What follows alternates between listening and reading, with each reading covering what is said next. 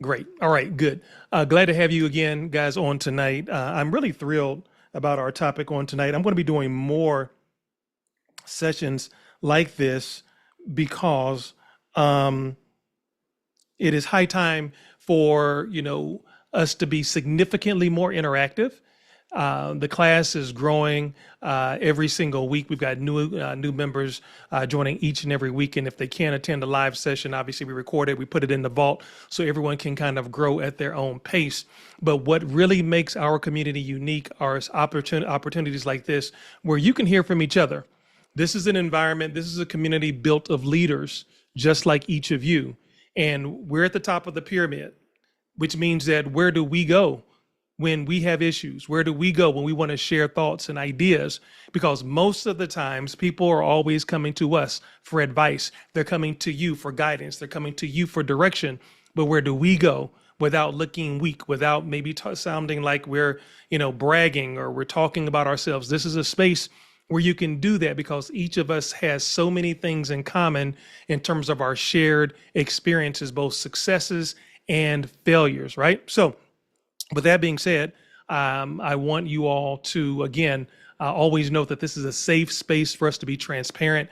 You've heard me say in times past, many of you know way too much about the life of Mr. Iverson, because I want you all to know that I don't sit way up here and look down on any of you. I'm kind of like, Paul in the Bible. I've been both abased and I've known how to abound. I've known how to have plenty and how to suffer need. I've been at the top of the mountain. I've been down in the valley, and it's okay. I recently did a session called "Your Story is Your Sales System," where I encourage you all, don't be embarrassed of your story. It's a part of why you are where you are, good, bad, or indifferent, right? So in any event, we're talking about the bottleneck. Talking about the bottleneck, as you all, and in this session is the bottleneck breakthrough. And in the bottleneck breakthrough, what we want to, talk about and really delve into, and I want you all to understand how tonight is going to be different.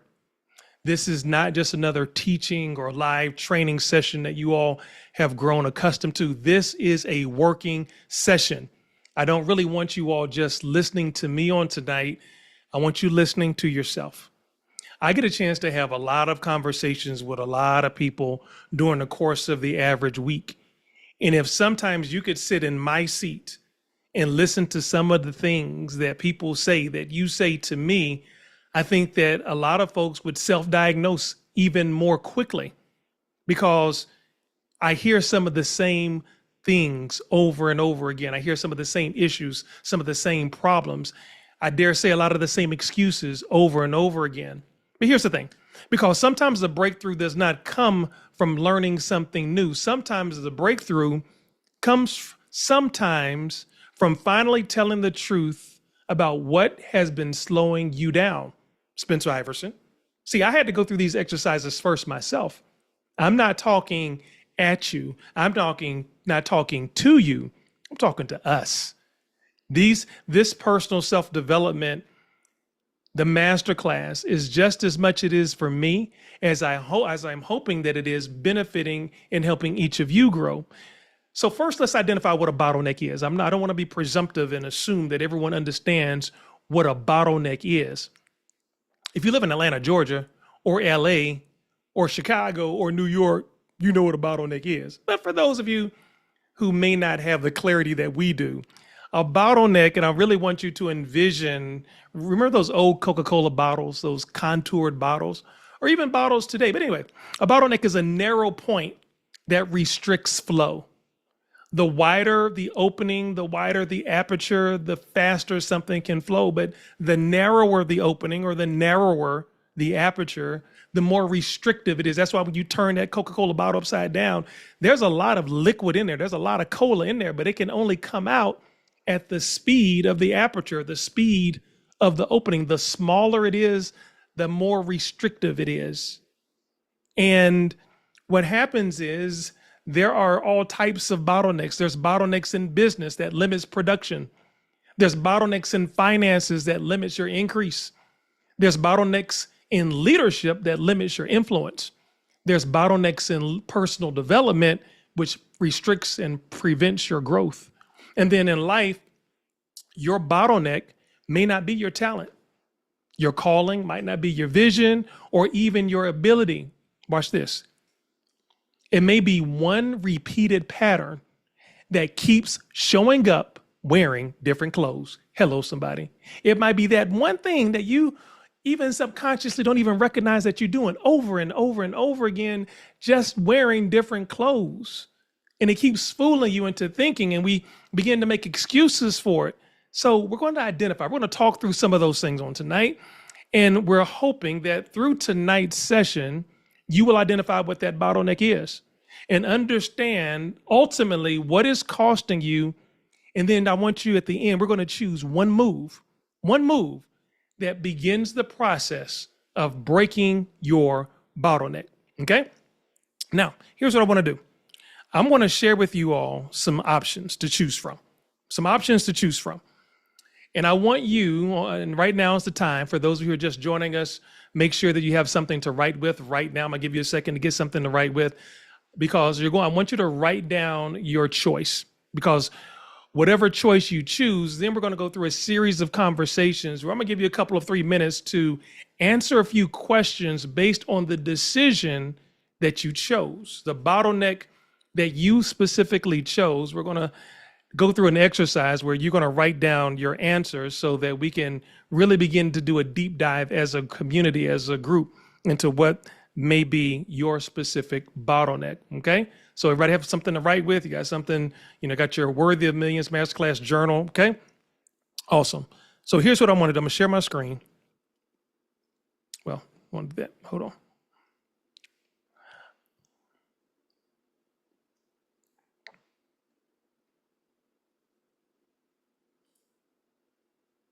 All right.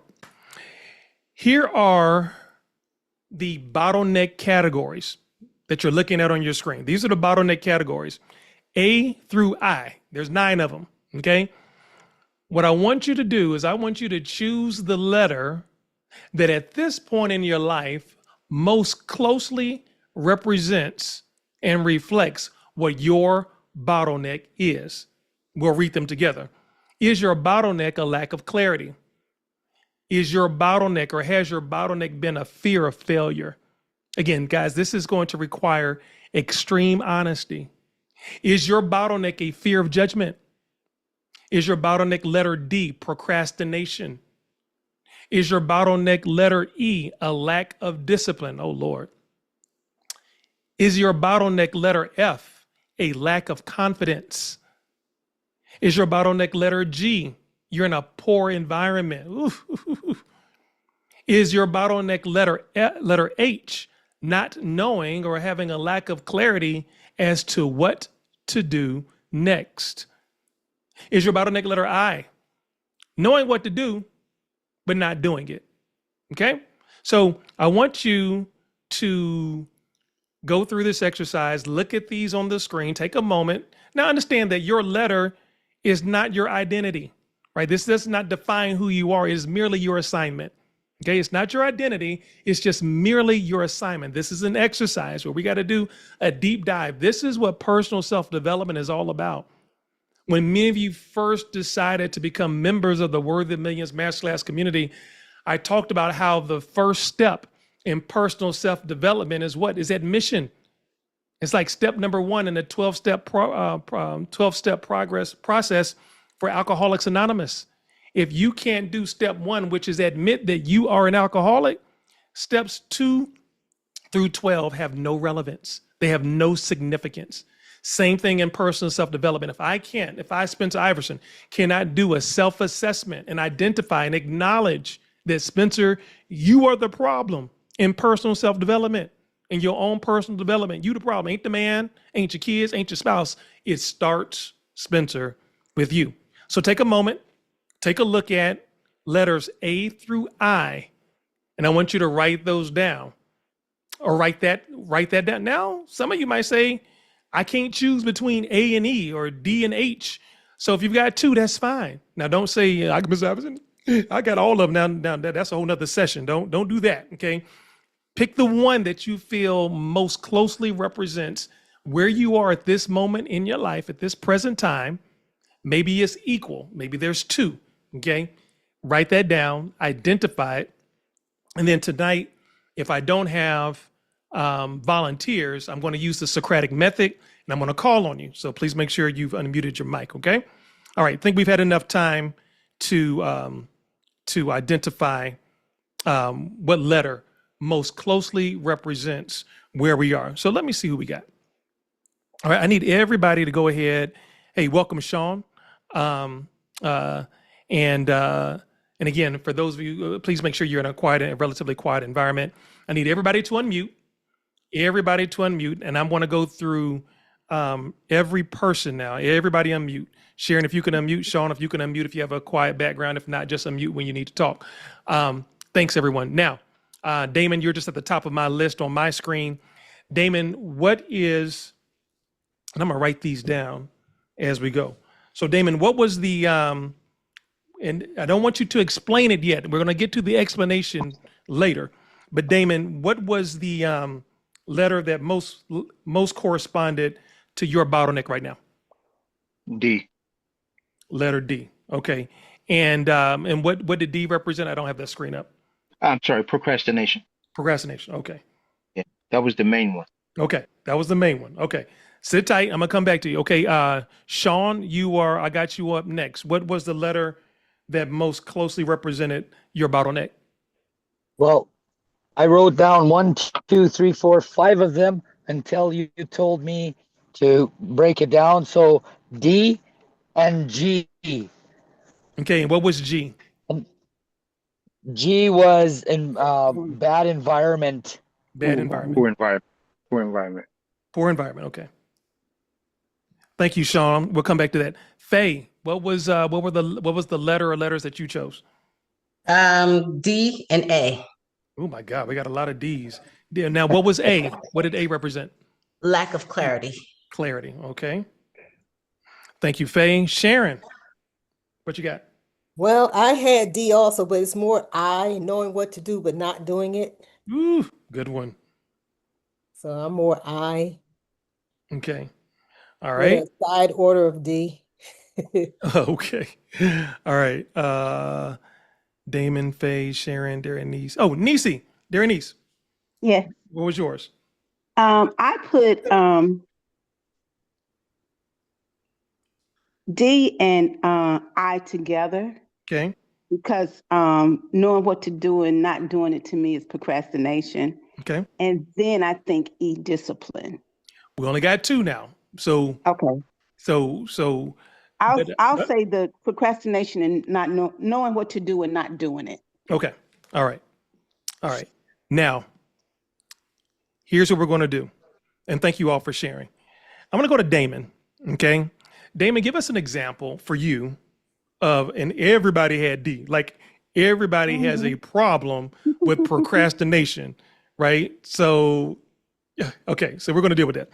So Damon, give us an example of how for you, procrastination has manifested itself either in your present life or things you've tried. So why is procrastination a challenge right now, a bottleneck for Damon? I have a list of individuals who need funding, and I allow other things to get into my way, and then I lose focus, and then I wait, and then I miss the opportunity to help this person or help these people, and then I I'm just off my game, completely off because I was procrastinating. I didn't focus. I didn't stay the course and follow through with what I was supposed to do. Now, when we start to, and Damon, I'd like for you to go back and do this. Please remind everyone what it is that you do for a living, guys, in a few sentences or less. Hey, guys, for those who may not know, I'm Damon, Chicago. This is what I do, so people can kind of identify, with how that could your bottleneck relates to your. Now, guys, your bottleneck may not necessarily relate to your job, may be relationship, but still, please remind everyone what it is that you do. And I know we have at least one person here who's retired, so maybe in your case, share what you used to do. Okay. Okay. Well, I'm retired from the post office, but I have a business, Solutions That Help, that provides funding for collateralized funding and revenue-based funding for businesses. So Awesome. collateralized funding for residents or properties for businesses, and then retail businesses for the revenue-based. Awesome. Thank you, brother. Now, Sharon, share with us, what it is that you do, and then why D and G, how both of these manifest bottlenecks for you. Okay, so with mine, Sharon, and I am living now in Valdosta, Georgia, originally from Yay. Philadelphia, so I understand totally what bottlenecks are and what they do. I am retired from a few things, mainly as administration, facilities management, and I'm in ministry right now, foster parenting, and doing my craft, which is design, sewing, alterations for mainly women's clothing and some things with men. So I have a lot of things on my plate, but when I know what to do, it is just getting around to doing it, prioritizing it, and not allowing other people agenda to kind of take the place of the things that I know I need to do. So that's where I am. External influence, being influenced by external influences. Correct. Okay. Thank you for sharing that. Faye, you chose procrastination and then clarity, a lack of clarity. So share with us how those are affecting, what those bottlenecks are affecting you. Okay. My name is Faye, and I've been retired for a year now. Yay. Yes. And procrastination is always like, okay, I don't have time, I'll put it off. Then I do the start and stop. And then I'll say, with the lack of clarity, oh, I don't know how, or I don't know, what's the best avenue to turn to do the things that I'm trying to do. That was, yeah, the reason for my Mm, two picks. Yeah. okay. All right, guys, we're going to do a deeper dive into these in a moment, okay? But thank you all for giving me just kind of in general, but we're going to do a deeper dive. So thank you, Faye, for that. And congratulations on that retirement as well. Thank you. Sean, up in over in Canada, can Sean share with us why have I done yours? No, yeah, Sean. Yeah. Yeah, Sean. So talk to us a little bit about, how both procrastination and being in a poor or bad environment is affecting you, but also share again what it is that you do there in the Great Northwest. So sorry about my voice, guys. I blew it out today. Anyway, the procrastination is kind of tied into a bad environment. So I've been going through a lot of stuff, personally with relationship and everything. And I am a farmer slash construction worker, own my own businesses and everything. And my that I had to narrow it down to two things. Is just a bad environment that that I know what I need to do, but I procrastinate on it because it's just like you fight with your brain, and it's like um you want to you know what you need to do, but you just put it off to tomorrow because of the bad environmental thing. And it's like, but you know that you have to push forward through it. Yeah. And with you Spencer, it's been the greatest thing in my life to meet you, Thank you, brother. because success takes speed. And it's like I used to do that, but now I don't. And it's like it's like when you know what you want to do something, that you have to go and do it, but you're in an environment that you procrastinate on it because you think tomorrow is always there. Thank you for sharing that, buddy. Appreciate the compliment. And again, we're going to do a deeper dive, but so put a pin in that. But thank you for giving that opening so we have a clear understanding of how these bottlenecks are affecting you. And then last but let's see, have we gotten everybody? Let's see, did we get everyone? Hold on. Now we've got some new folks who've joined us. We got Candace who's just joined us. Let's see, and we're asking everyone who's just joined us. This is a very interactive session, okay? But to identify, I'm going to share my screen one more time for those who just joined us probably can choose procrastination as one of the things holding them back. But to choose what's the bottleneck that's holding you back, I want you to write that down.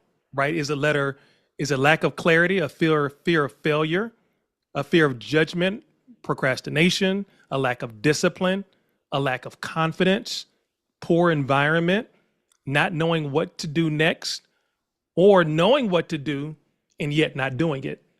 Take a moment for those who just joined us. Choose which letter right now most accurately reflects what is the bottleneck holding you back. Maybe it's two that you're being equally affected by. So take a quick look for next 15 seconds, choose which one or two most likely is affecting you, slowing you down from getting to the next level of your life, however you define that next level, okay? Which one, A through I, choose which one. I'm using the Socratic method. Please make sure your background where you're listening is quiet because we want to hear from everyone on this session on tonight. So let's look at it. Let's do a deeper dive now. Let's do a deeper dive into some of these. I heard a whole lot of D's, okay? Procrastination. You keep pushing off what you already know needs to be done. It sounds like, I'll get to it soon. And here's what it's costing you. For everyone who says, Mr. Iverson, letter D is my issue. Here's what it's costing you. It's costing you momentum. It's costing you credibility. It's costing you confidence. And it's costing you results. You've heard me say 1,000 times, opportunities don't go away. They just do what? They just go to other people. You all know that I really do try to practice being very selective as to what I get involved in. I just didn't want to be the guy, man, you don't like toothpaste? Man, I got socks. You don't like socks? Man, I got face cream. You don't like face cream? I got shampoo. I mean, I didn't want to be the guy depicted as just jumping into everything. So I like to think that I'm very discerning as to the things that I get involved in. And everything I've chosen to get involved in has not been a home run, but I'm hopeful that I've learned something in the process. For travel, for example, I'm still in, a travel project because objectively speaking, it's the best travel membership club anywhere. You don't see me talking about it all the time on social media or doing Zooms and presentations, but I have it in my portfolio because I travel a lot. And even though I'm a co-owner in a travel company, we can't beat their prices. I participate. I share with other people. I had a guy who's looking at the masterclass right now. He's getting ready to go to Europe for like 15 days. I told him, I said, man, listen, you should look at this membership club. So where it's appropriate, I share. I get compliments all the time. This isn't a vanity thing. I just do. I was at a game the other day and somebody stopped me. Your skin looks amazing. I use this product from a network marketing company called Remind. Fantastic product. I shared that with many of you. Now, you don't see me doing Zooms and presentations and going to conferences, but their products are fantastic. I use them almost every single day. I'll probably use them the rest of my life. They work really well for my skin. I shared that with other people. I shared something recently, and there are people watching. Why? Many of you are involved, and it's fantastic. So I'm telling the truth. It's happening for you. It's just, and I've literally had people tell me, Mr. Iverson, I don't know, you got to be careful these days. For $10, for $10, we got, stop.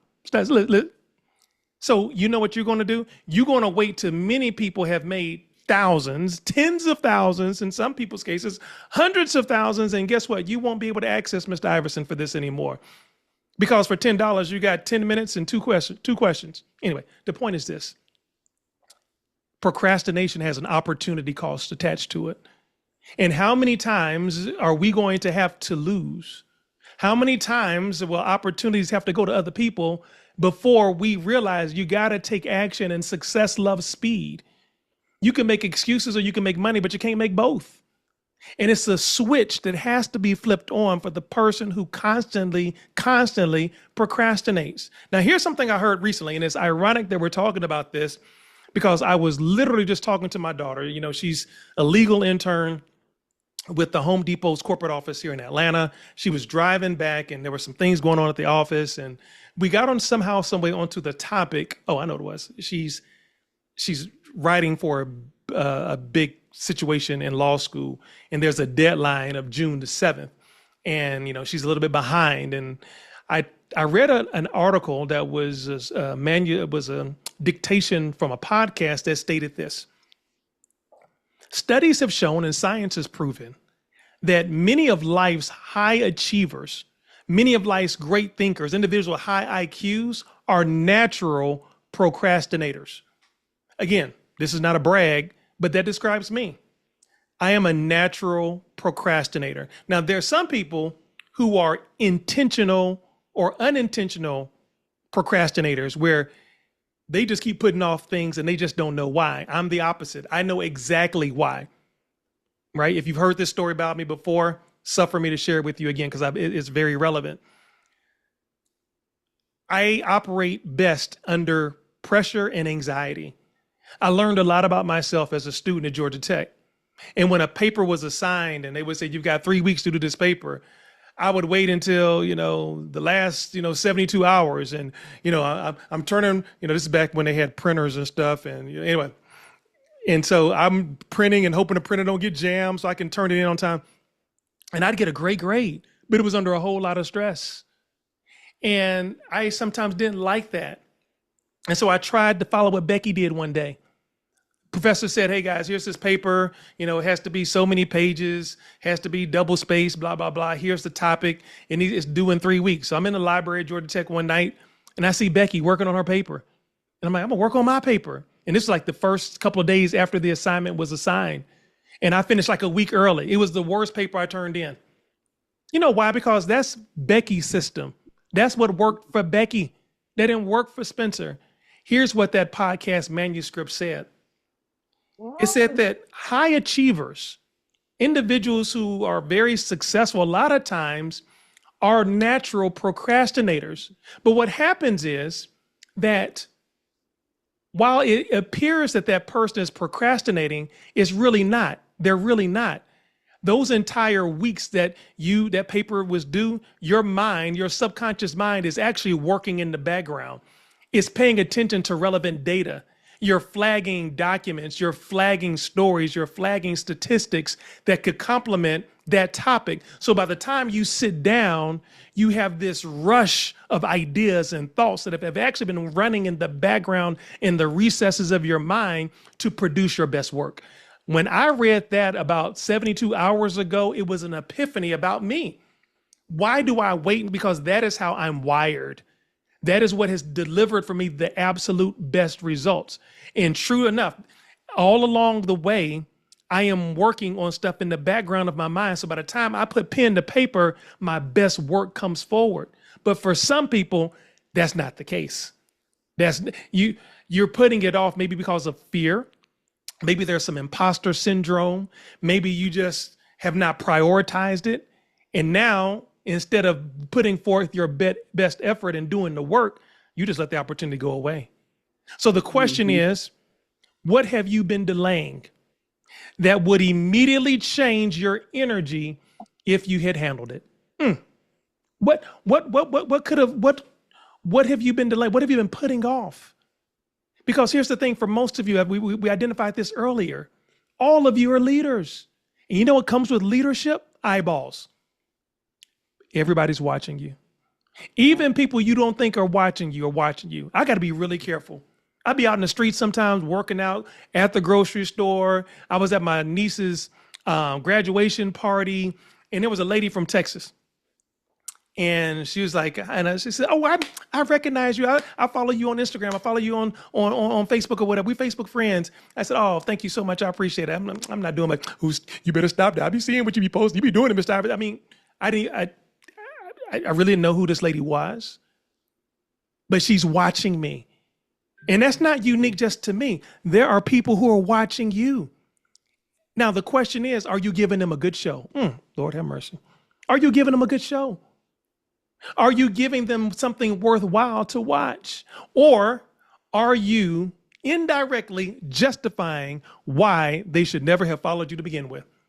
Are you indirectly justifying why they should not patronize your business, patronize your service? Are they ignoring your phone call when you call them about a project, an opportunity to check up on them or business?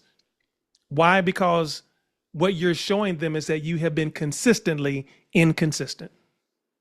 So for those of you who have chosen D, procrastination is a big one. Now, some of you chose G, letter G. G is, I'm in a poor environment. You are surrounded by people, places, conversations, or habits that keep pulling you back into an older version of yourself. Wow. See, there are certain places I've got to be very careful that I don't allow people to take me. Can't make this up. I play in a weekly golf tournament on Wednesdays. And I was playing yesterday in a foursome, and there were two Marines who had some loose knowledge of each other, talked a lot of trash, in the tournament group, and on the I guess it was the fourth hole, one of the Marines incorrectly stated his score as a whatever.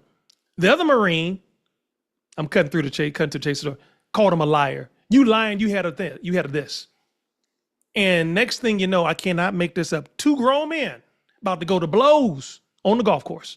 They about to throw hand. I had to get him a twin. I'm like, yo, fellas, we adults. This is a game. I said, my man, he made an honest mistake. I thought that was his score as well. Well, you lying too. Okay, hold on. Jesus, help him.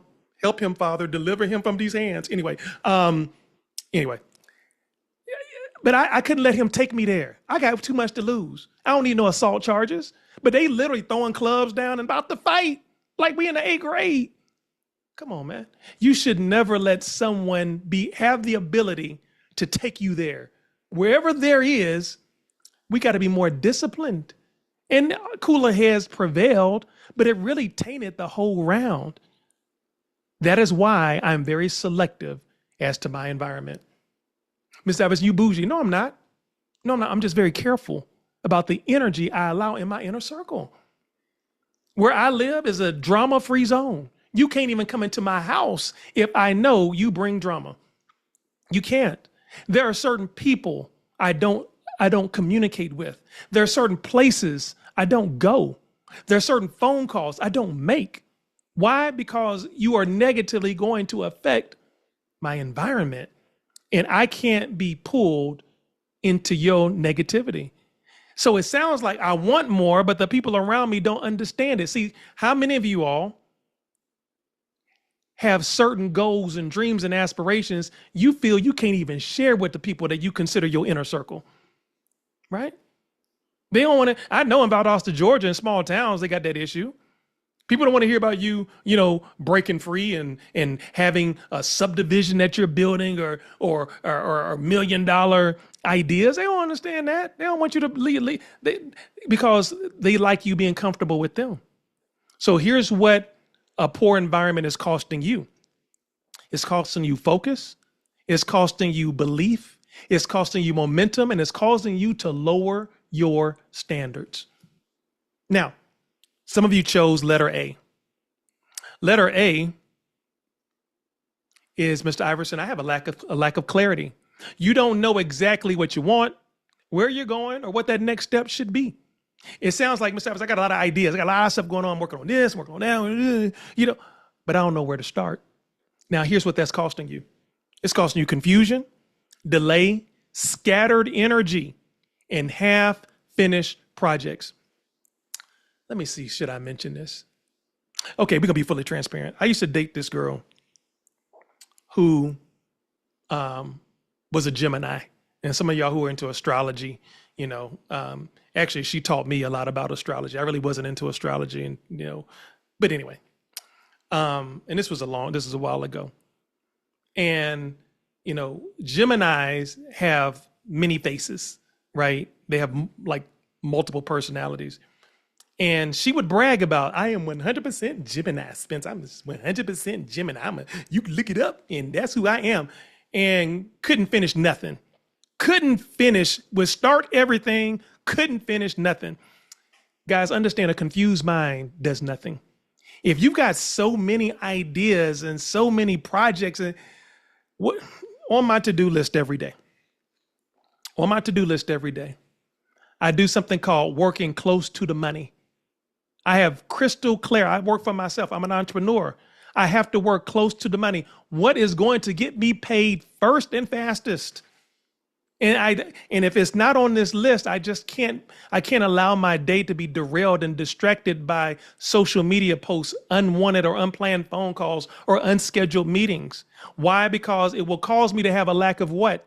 A lack of clarity. And some of these are interwoven. Sometimes being in a bad environment will produce a lack of clarity. You can be in a bad relationship that's jamming your whole situation up, where you can't even think straight. All you thinking about is him or her. It's a whole nother session for a whole nother day, but I'm gonna pray for each and every one of y'all. But lack of clarity. So what decision today could you make that would immediately make things clearer? For those of you who chose A, what decision would immediately make things clear? A couple of you chose letter I.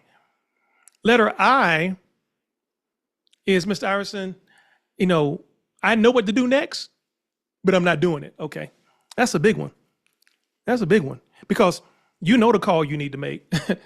you know the offer you need to launch. You know the conversation or the conversations you need to have.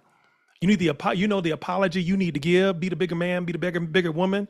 You know the content to post. You know the budget to create. You know the boundaries to set, or the commitment you need to honor, but you still don't do it. That's a deep one. And you keep saying to yourself, I know, I just ain't done it yet. Why? Many of you have heard my conversation about our most valuable commodity. It's not fuel. It's not gold. It's not crypto. It's time. There's always crypto out there. The fact that governments tell you all that, we got to increase the price of fuel because, fuel is running out. That's one of the biggest lies being told today. The world will never run out of oil. Newsflash. The world will never run out of oil. I'm in the oil business. Never. That's a lie they started telling back in the 70s for energy conservation when these oil barons got into the game and started creating a scarcity mindset so that they could control the pricing of fuel. But please know this, leaving this session, the world will never run out of oil. But here's the thing. Here is what knowing what to do and not doing it, here's what it's costing you. Self-respect. It's costing you not respect from others. You can't even respect yourself. It's costing you momentum. It's costing you money. It's costing you trust. It's costing you peace. And sometimes it's absolutely costing you your destiny. You knowing what to do. Matter of fact, watch this. I'm going to get real deep on y'all. It could cost you your soul. The Bible says, for the man who knoweth to do good and doeth it not, to him it is sin. And what does sin lead to? It leads to a spiritual death. Some of us, we absolutely know thou shalt not steal and steal anyway. That's you knowing what to do and still not doing what you know you should do. That's a big one. Some of that is encompassed and wrapped in the package of laziness. It's wrapped in the package of being unmotivated. It's wrapped in the package of not having enough gumption, and maybe you have a high level, low self-esteem, whatever it is, you're just not getting it done. And the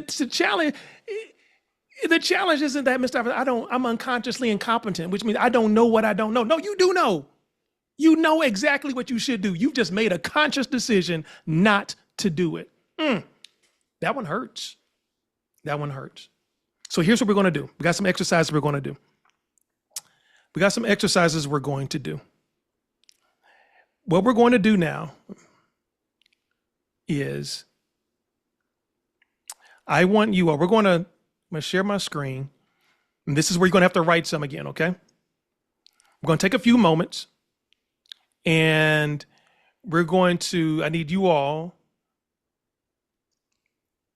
okay, to address.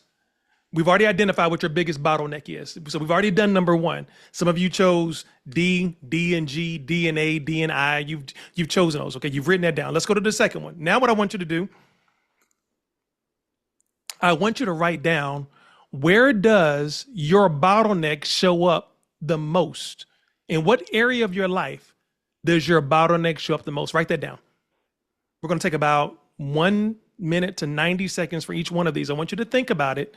If you chose procrastination, if you chose a lack of clarity, if you chose, a poor environment, I want you to write down now, this bottleneck shows up most in this area of my life. Take a moment and write that down.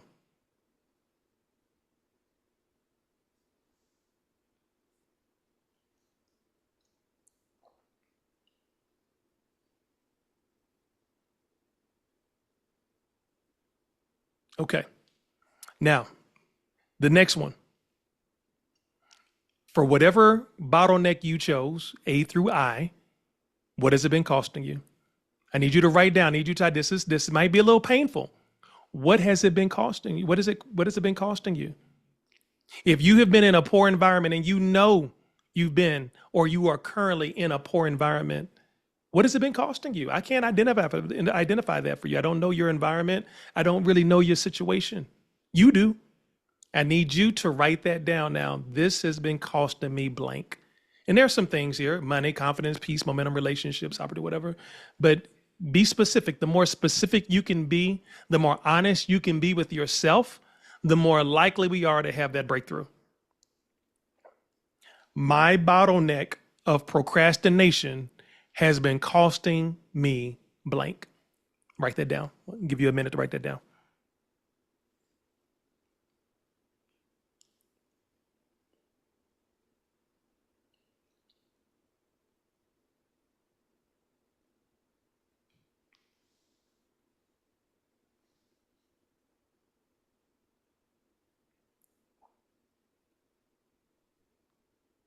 Okay. Number 4, the pattern that I recognize. This is where I want you to look for where this bottleneck has appeared before in a different form. Have you consistently had a life of always finding a way to be in the wrong environment? I'm gonna go back to dating for a second. There are times when people say, you have a certain type.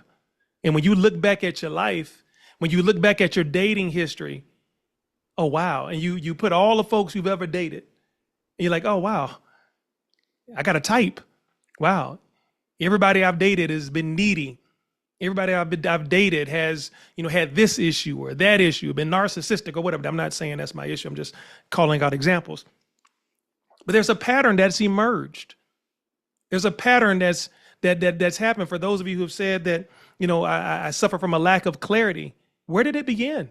Have you always been unclear? Have you always been unsure? Have you always kind of moved through life with trepidation and fear, skepticism, unwarranted skepticism? Take a minute and write down, the pattern that I recognize for myself with my bottleneck is blank. How was this pattern reappeared over and over again in other areas of your life?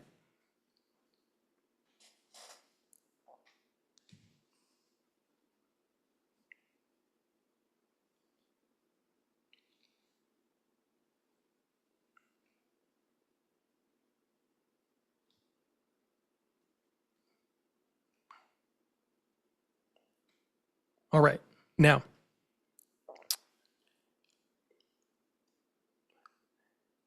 it's share time. Okay, it's share time. I'm gonna start again with Candace. Yeah, you just kind of joined us, and Candace is brand new. Candace, welcome to your first session for the Worthy of Millions Masterclass. If you can unmute your mic, Candace, share with us, Candace. What bottleneck most closely identifies with you? What was the bottleneck that was a procrastination, bad environment? Which one most clearly, represented the struggle that you have in your present life? And Candace, you will need to unmute your mic.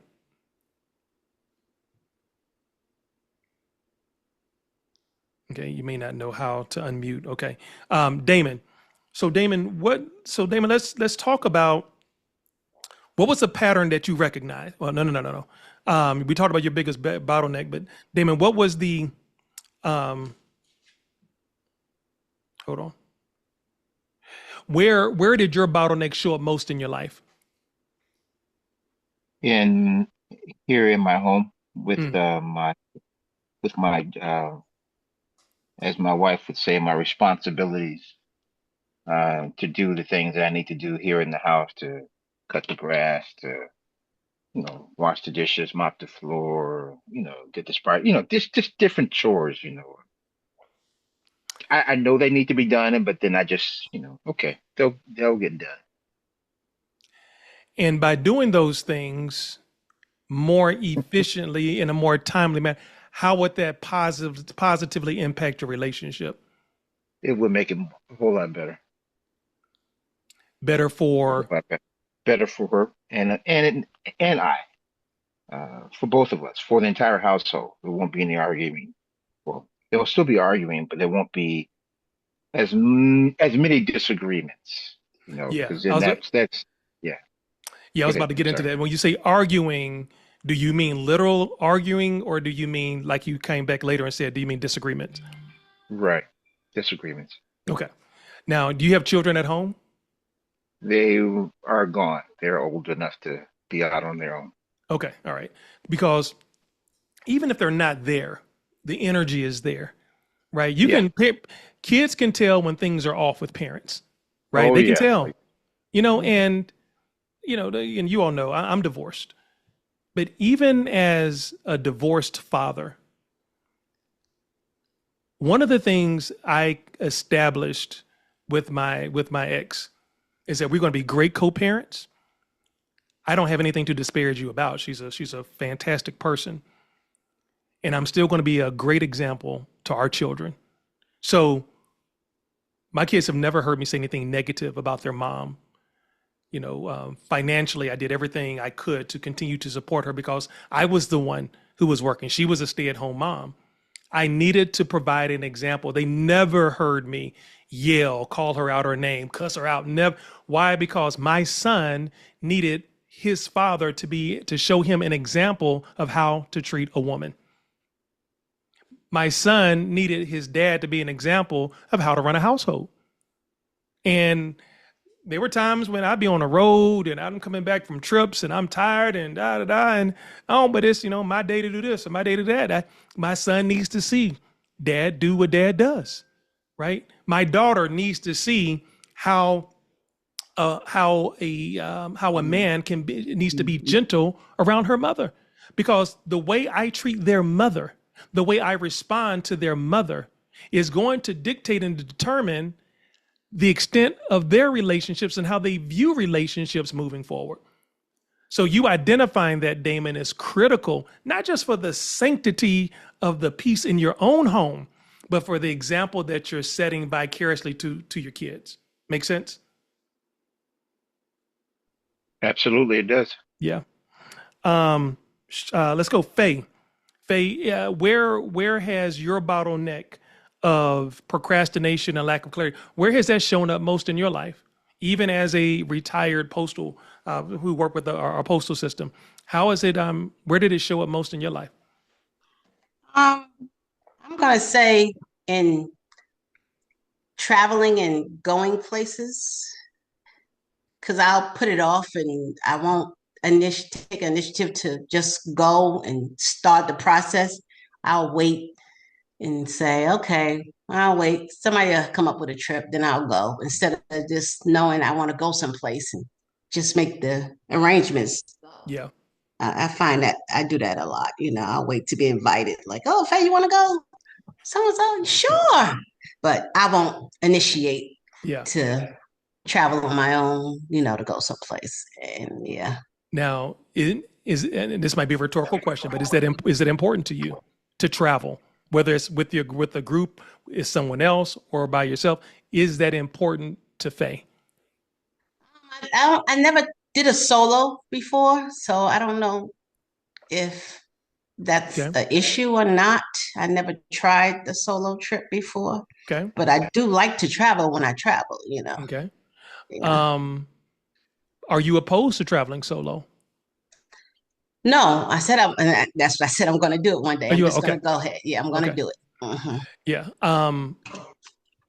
That one kind of is mine, and I'm going to be correcting that towards the second half of this year. I was sharing with someone that there have been a lot of places I wanted to go, a lot of things I wanted to do, and I kept waiting and keep waiting for almost a perfect situation. As you all know, I do a lot of traveling by myself, and I want to do more traveling with someone. I want to share those experiences with someone, but I'm at a point now where I'm not waiting anymore, right? And here's why, guys. Here's why. Some of you already know where I'm going. The Bible says that, what is your life? It is but a vapor that appeareth for a little while and then vanishes away. We do not know the hour. We do not know the day. We don't know the time when that moment will be our last moment. And I am living my life, hashtag no regrets. I am trying to live as full a life as possible. Time is just so fleeting, and I don't want to have a whole lot of items left on my bucket list. When God gave me the resources, God gave me the time, he gave me the vision, gave me the passport to do these things. What are you waiting on, Spence? Who are you waiting on? Why? Go. If they don't want to go, then you plan a trip and just go. Maybe you can invite them. If they can't make it, you go anyway. But don't you miss out on life because you weren't invited. Nobody else planned the trip. And listen, you don't know. Listen, you might have a divine appointment over in Bali that you miss because you didn't go. You might have a great friend that's destined to meet you in Morocco, but because so-and-so couldn't go or this group couldn't go, you missed that divine appointment because I didn't get invited. Nobody planned the trip.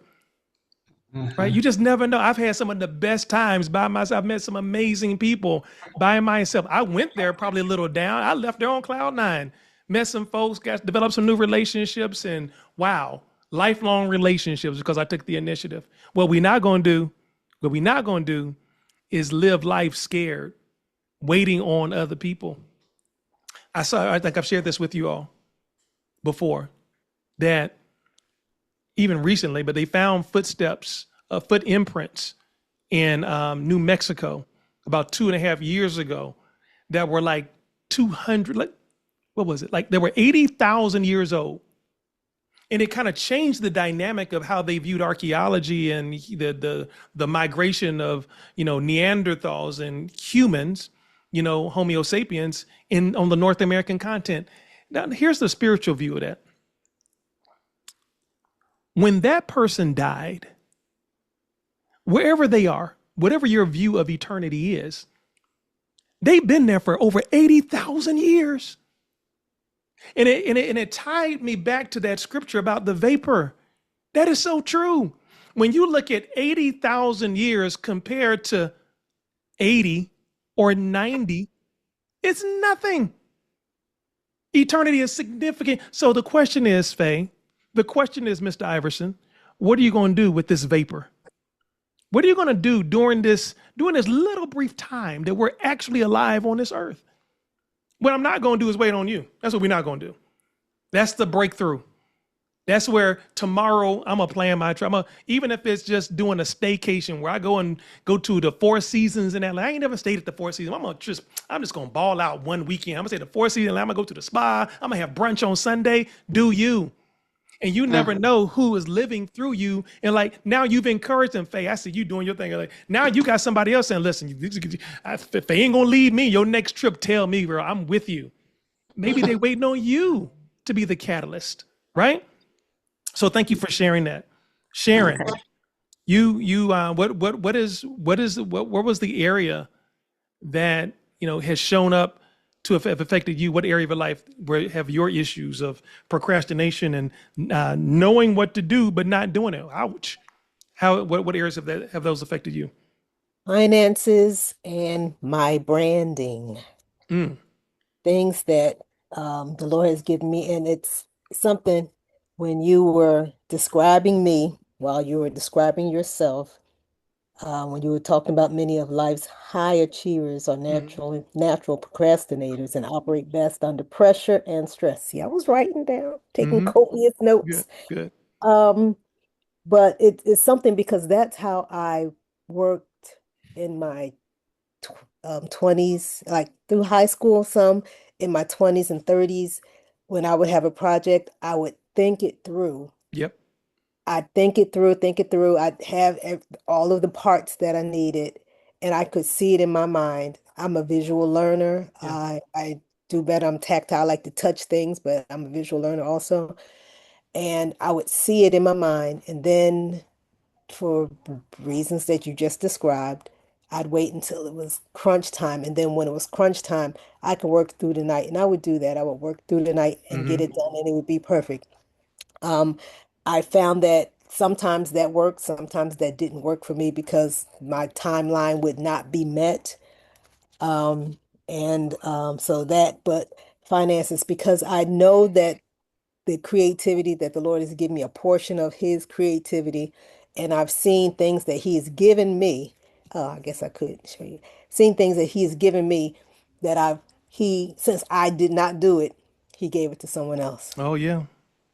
Yeah. So, Uh, Thank you for sharing. I can't tell you how many ideas I've had, and because I didn't move forward, I just designed something maybe about 2 months ago that I needed to get out of my head, and the technology is finally at a place today, 3D printing, artificial intelligence, where this idea I've had for like 25 years, I think I can finally bring it to market now because it was before its time. But anyway, I'm mhm, glad God didn't give that vision to somebody else, but there have been many. And because yes, I didn't act on it, right. God gave it to somebody else. And I'm sure each and every one of you can drive by something, get in your car, go to a restaurant, go to church or someplace, and you're like, see that right there? I thought about that Like 20 years 20 ago. years ago. Yeah, you thought Yeah, about it. They did it. They right, rich. We still working, right. right?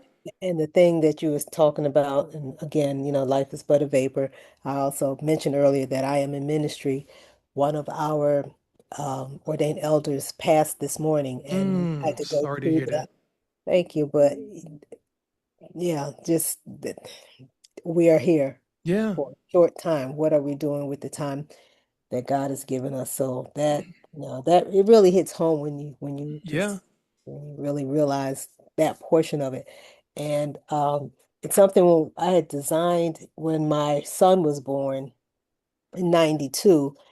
I designed because I used to always think, how do mothers get paid? I mean, there's got to be a way for stay-home moms to get paid. Mm-hmm. And I would go through things. So when I was rocking my child, I said it's something because when we sit in a rocking chair, our motion is forward and backward. Mm-hmm. But when mothers or fathers stand with children, we see, there you go, we go left to Side to right, side. Yep. side to side. So I designed what I called a Benton rocker. My maiden name is Benton. Okay. Designed it, but they wanted so much. They were like 4 or 5 thousand, $2,000 in Sure. '93. Sure. I didn't have it.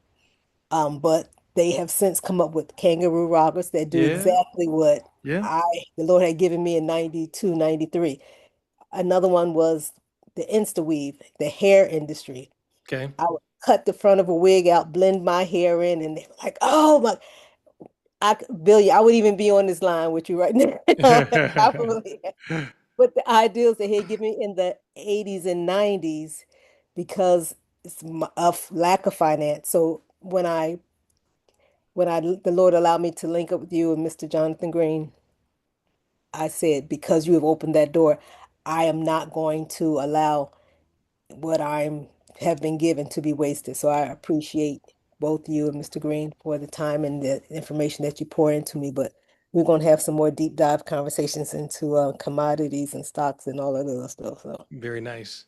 Good. And yes, guys, I'm hoping that by hearing other people share, you're gaining strength to realize you're not alone. This is not something to be ashamed of, but it is something to act on. Let me give you all. We're going to go just a little bit long today because I want to hear a few more things from you all.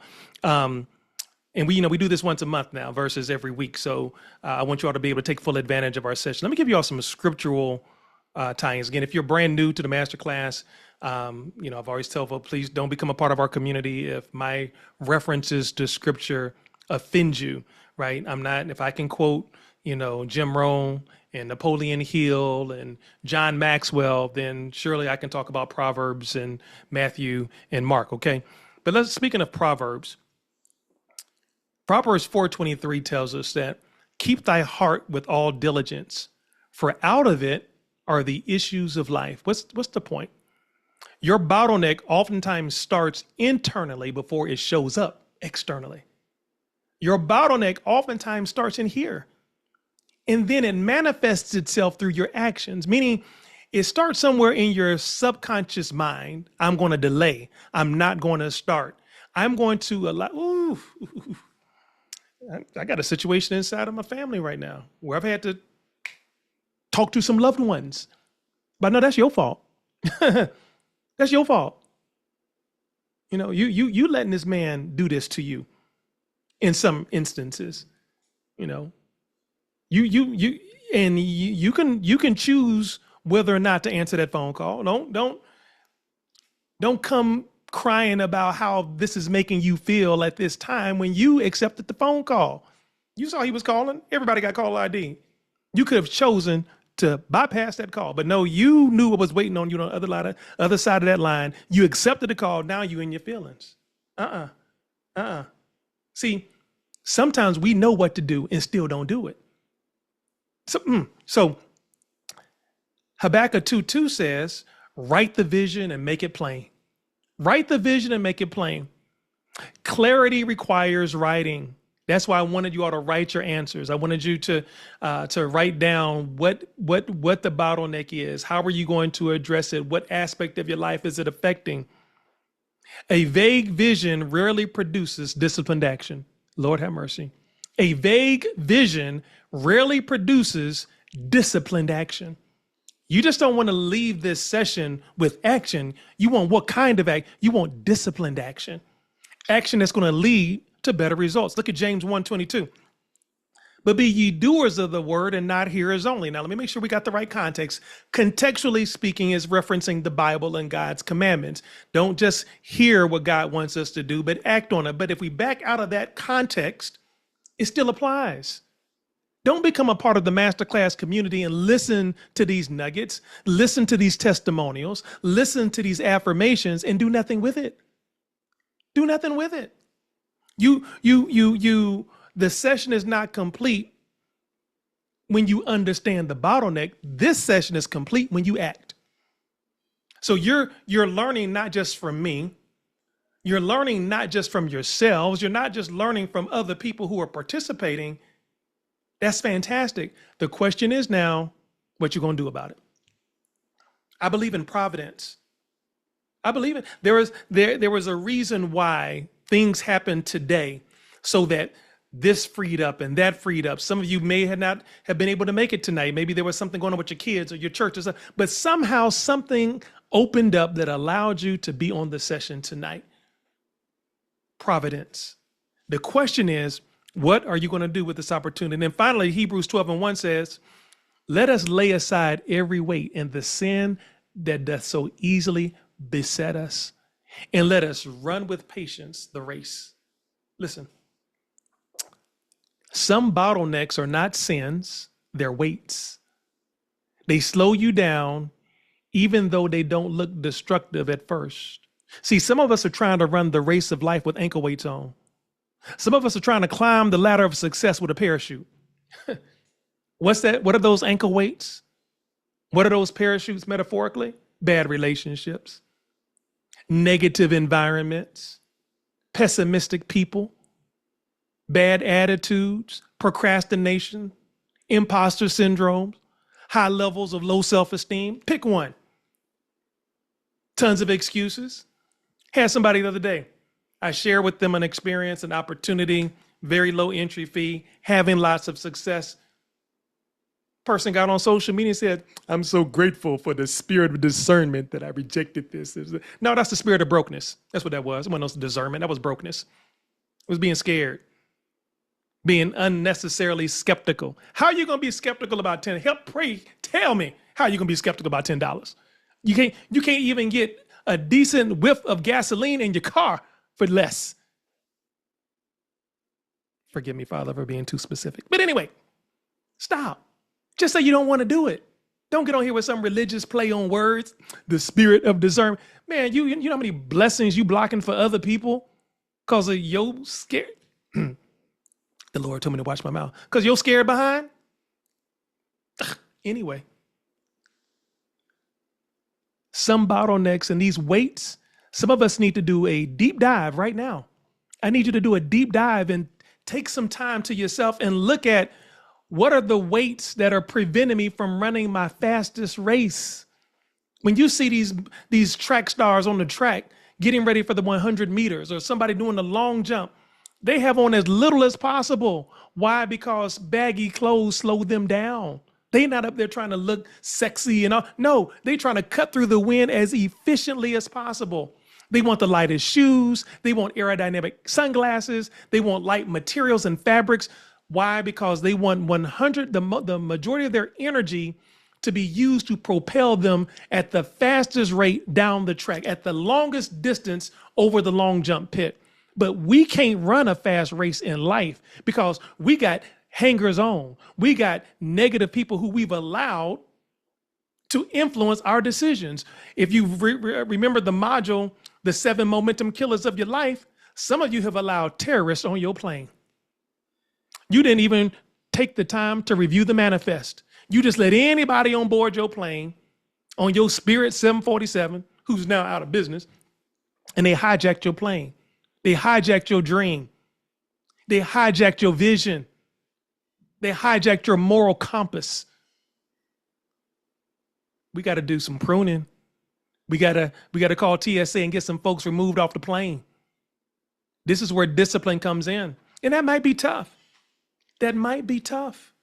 You all have heard me talk about that season of selfishness. Some of you need to go through a season of separation. Excuse Where are me, you? Vince, Yes. would you give me the title of that module again? The 7 momentum killers of your life. Thank you. Yeah, the 7 momentum killers of your life. Right? So I'm going to wrap up with your comments. Okay, I'm gonna go back to you all one more time, and then I got one more final comment to share with you all, and then I'm gonna let you have your night. Anyone who has not had an opportunity to share, is there anything you would want to share? Just kind of open dialogue, open forum right now. Just unmute yourself and go ahead and share. But is there anyone else who wants to share, on tonight? I'll share a few words of encouragement. But anybody have a comment or maybe even a question you want to ask me as we, really wrap up? I'm gonna give you one more assignment. Any more? I see Candace, you've unmuted your mic. Go ahead. Yes, I'm sorry I got disconnected earlier, but I just want to answer the Hold on, Candace. Candace, the bottlenecks. For me, I'm not sure how many we were supposed to choose, but there were a couple of them that I heard or I saw because I don't think I got a chance to see. Candace, your connection is really bad. You're breaking up pretty bad. Like we're not getting. Let's see. Yeah.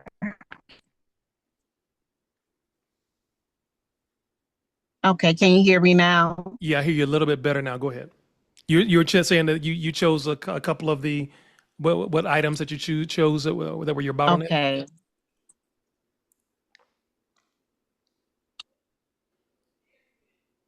Okay, one was fear of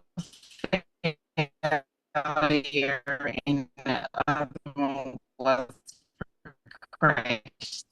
procrastination. Okay.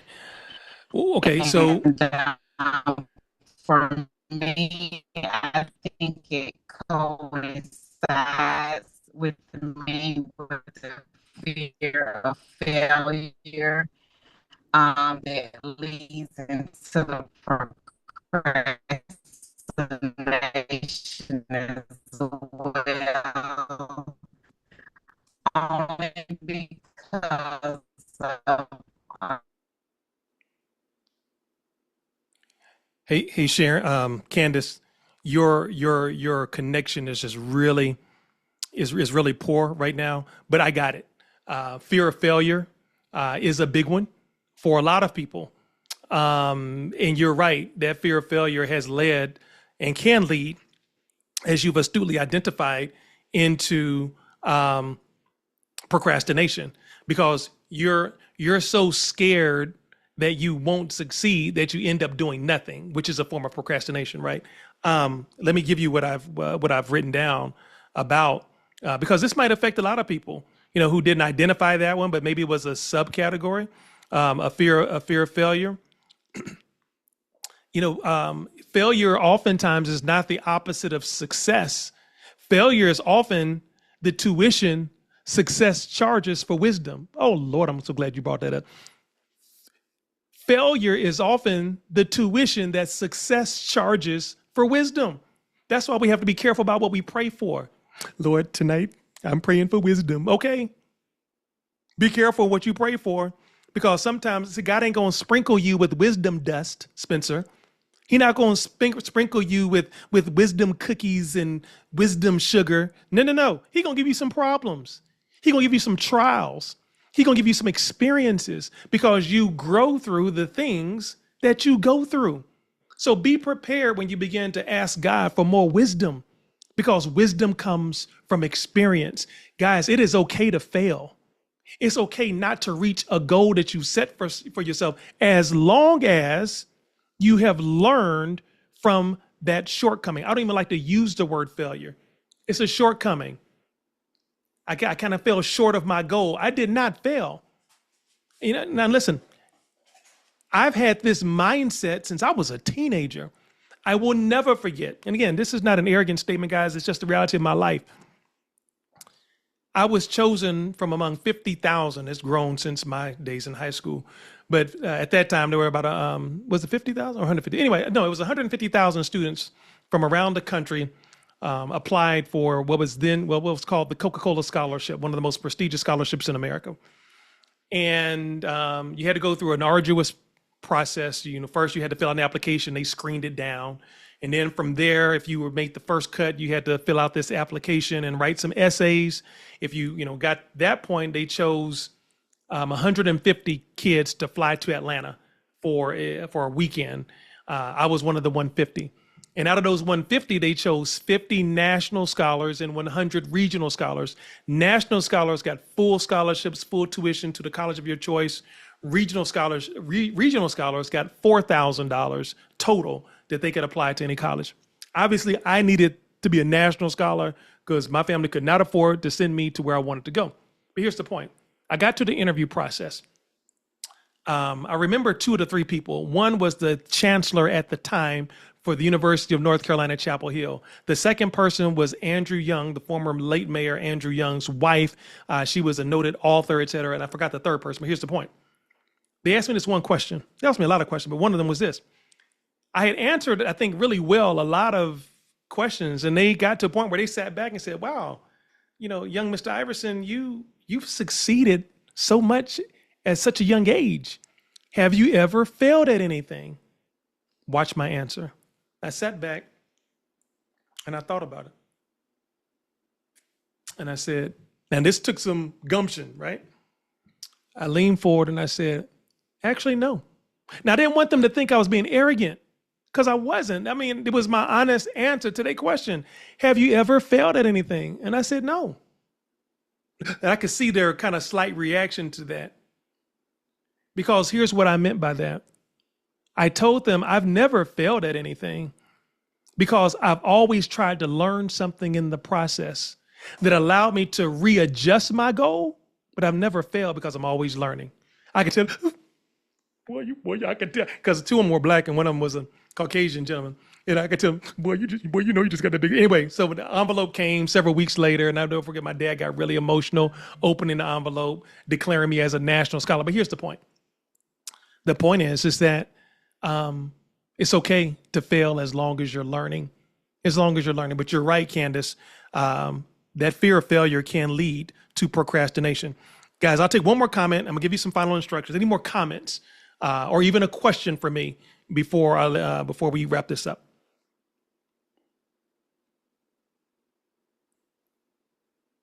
Okay, let me give everyone your final task. Your final task. That's what I wanted. I need to share my screen. Hold on. Here is your final task that I want you all. This is going to wrap all of this up. Your final task is this. Okay.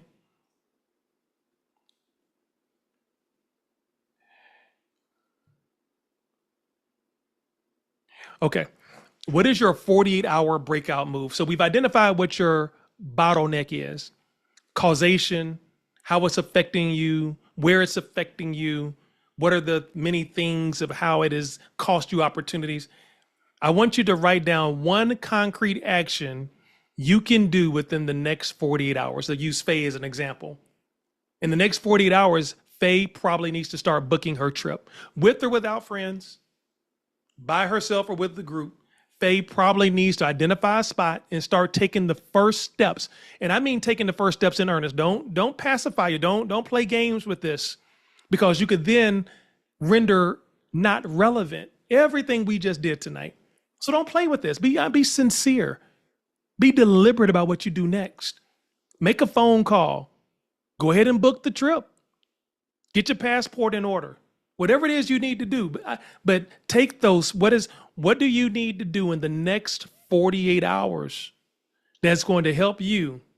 So in the case of Brother Damon, you know what I'm going to do? I'm going to make, and I'm just suggesting as an example, I'm going to make a list. These are the things that I know make my wife happy. She loves it when I take the initiative to take out the trash. She loves it when I take the initiative to mop the floor. She loves it when I take the initiative. I'm not going to cut the grass. I've called a service this week that says they're going to come every week and cut the grass. These things are kind of like my wife's love language. These are the kinds of things that I want to demonstrate to my kids, and they're going to see the joy. They're going to hear the joy in their mother's voice when they talk to their mama, and their mama going to, indirectly brag on their daddy. Baby, you know what your daddy did today? Your daddy cut the grass. Yeah, what? So that's the love deposit in your love bank. That's a credit in your love bank. Maybe that's what Damon writes down. Take a moment right now and write down what your 48-hour breakout move is. I'll give you all just a second.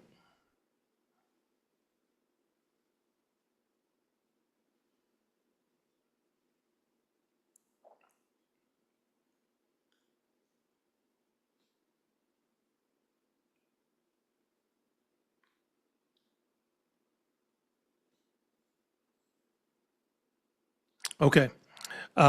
Sean, if you don't mind sharing, Sean, what is your one 48-hour breakout move? In 1 minute or less, what is your one 48-hour breakout move?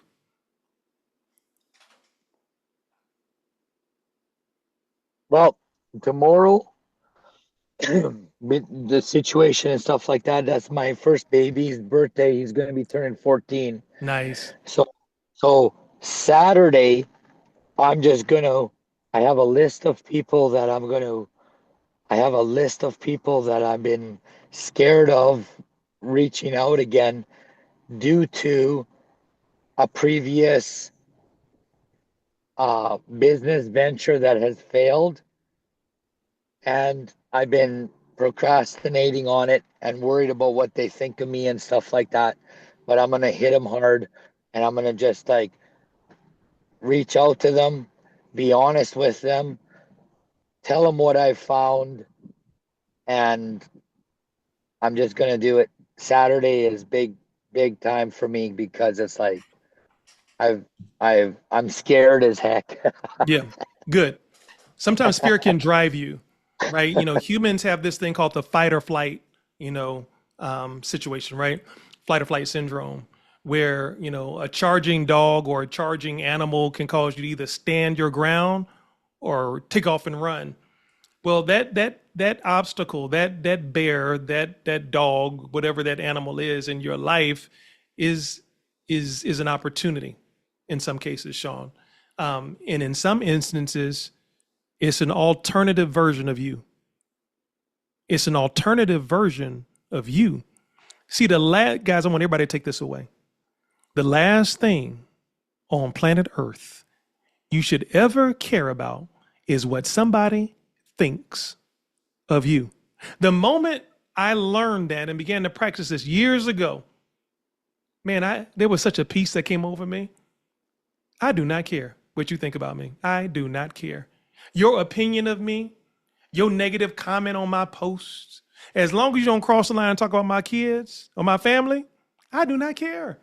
You don't pay my bills. You don't do nothing. You're nothing to me. And I don't say that derogatory. I'm saying that really to the negative people in my life. I do not care. So, but what I do care about is my success and the example that I'm setting for those who follow me and for my children. Here's the thing you got to understand, Sean. That being afraid, that's not a divine attribute. God said it. For I have not given you the spirit of fear, but of power, of love, and of a sound mind.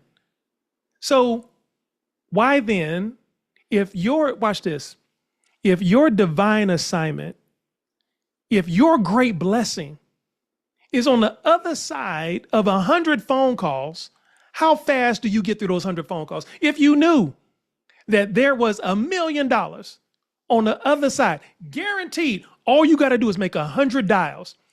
How many calls would you make? Man, you couldn't make those dials fast because you knew $1 million was on the side. The thing is, we don't know what's on the other side. So the enemy allows every possible excuse to get in your way. I've got pages of no's. Pages of no's. I do not care. All I'm looking for is 1 or 2 wins every day. Oh, Miss Evers, you always calling me about something. I do not care. I'm winning. I love winning. And I like finding other winners. And I'm going to tell you about something next week. I'm going to continue to ask you to join the community. Candace will tell you. Candace, come on real quick if you can, or just put in the chat box. Just put in the chat box. Candace, how long did you look at the masterclass? Put it in years before you enrolled in the masterclass. Let me see what she says, if you can hear me. How long have you been following me, and how many years, Candace, have you been following me? And what? 2 years. And Candace, is it safe to say, call me out if I'm not telling the truth, that I would routinely DM you, message you about opportunities to take advantage of the masterclass? Yes or no? And she says you've been following me even longer, but about 2. Yeah, guys, I didn't thank you, Candace, for sharing that. Guys, I didn't let Candace telling me no, or she wasn't ready, or the timing wasn't good 2 years ago to stop me. She just joined last week after 2 years. Some of us get 1 no. You know, that's just not what the Lord wants me to do. It's just not in his divine purpose and will. Stop. Almost every sales expert would tell you that it usually takes between 5 to 8 exposures, 5 to 8 attempts before somebody consummates a sale. We get 1 no. Yes, this is just not the blessing that the Lord is sending my way. Stop. That is not the assessment. We give up too easily. Sean, you said something else. That, I'm gonna be honest with them. Hold on. Sometimes you only be too honest. You only be too honest. There's a difference between honesty and transparency. Sometimes we're too transparent. Guys, I just want y'all to know that I done lost everything. I'm living out of my car. I ain't got no shoes. I got my big toe popping out of my sock. But listen, I got this great project. Stop. Hey, you're too transparent right now. Too transparent. It's too much. Okay? Hey, guys, I found something I'm really excited about. I'm going to use this $10 project. It's $10. Here are my results, guys. I was in for less than 24 hours. I already had people falling up under me, right? You can't worry about what did or did not happen in the past. This is about moving forward. Again, Robert Kiyosaki said you must necessarily fail 8 to 10 times before success. Do you know how many billionaires? I don't know if you all have seen this podcast, but they did a podcast where they interviewed many of the sharks from Shark Tank. Do you know that 75% of the projects that they invested their own money in from Shark Tank failed, did not earn them a dime, and they are some of the greatest business minds in the world? 75%. And here we are. We got involved in one project 5 years ago. Some people in your life didn't make money, and you gonna not call them again? Well, let me help you understand something. The only way they're gonna get that money back is to do something different.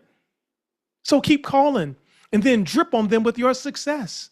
I had a guy join me in that project today after 2 weeks or however long we've been in. You know what I just kept doing? Showing him how much money I was making. How much more money you need to see?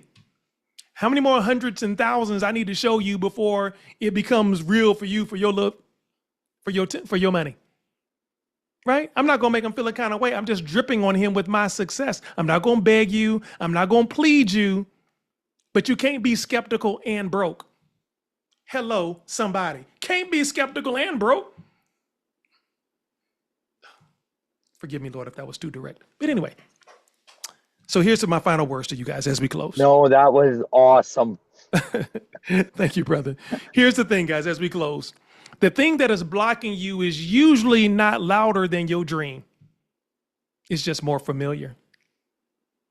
And you cannot fix what you keep flattering. See, if you keep flattering, I'm not in the right place of my life. If you keep flattering, I failed a lot in the past. If you keep flattering, this didn't work out years ago, then you're never going to fix it.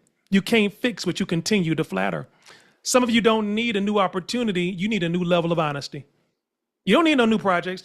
God has put enough in front of you already. Now you need to up your level of honesty. Your bottleneck is not here, Spencer. Your bottleneck is not there to shame you. It's there to show you where the work lies, who I need to remove from myself from to get into a better environment, what actions and steps I need to take right now to take that dream trip, what lists I need to write down, and what decisive measures I need to take so that my wife can be more pleased with my relationship and my prioritizing her. The next level doesn't require a perfect person, just an honest one. This entire exercise on tonight was really about how honest can Spencer Iverson be with Spencer Iverson. You cannot Yeah. Okay, could you repeat that? The thing that's blocking you is, could you repeat that statement, please? The thing that is blocking you is usually not louder than your dream. Thank you. The thing that is blocking you is usually not louder than your dream. You cannot outgrow what you refuse to identify. You can't outgrow. So the longer, and this is why tonight was so important, each of you has taken the first step in identifying your bottleneck. Before tonight, you may not have been so willing to address it. So I'm super proud of each of you. Your future is not waiting on your feelings to agree. It's waiting your decision to lead. For the men on the line tonight, you the head of your household, even if you're divorced, even if you're separated, you are the head of your household. You have a God-given responsibility to be the best head of household that you can be. For those of you who are unmarried, for those of you who are women in a marriage, you are still the CEO of your life. Faye, retired, now has the opportunity to leverage the resources to travel. You the CEO of that situation. What different decisions are we going to make now? And then finally, the cost of delay is usually greater than the discomfort of discipline. The cost of delay is usually greater than the discipline or the discomfort that comes from discipline. See, if we can learn how to become just a little bit more disciplined, a little bit more less caring about what other people think. And you'll hear, the NBA playoffs are going on right now. And I was watching Jalen Brunson, who just led the New York Knicks to their first finals appearance since 1999. And he said the first thing he was going to do when he got back to his home with his wife was he was going to disconnect himself from all social media until the championship series is over. Why? Because he doesn't want that energy, good or bad, to affect his play on the court. Now, if the greatest athletes in the world will do that, who are we? Who are we to allow ourselves to be affected by the opinions of other people? And here's the thing. Normally, the people who are looking down on you, who are criticizing you, you wouldn't want to trade places with them anyway. You wouldn't want to trade places with them anyway. I believe that each and every one of you,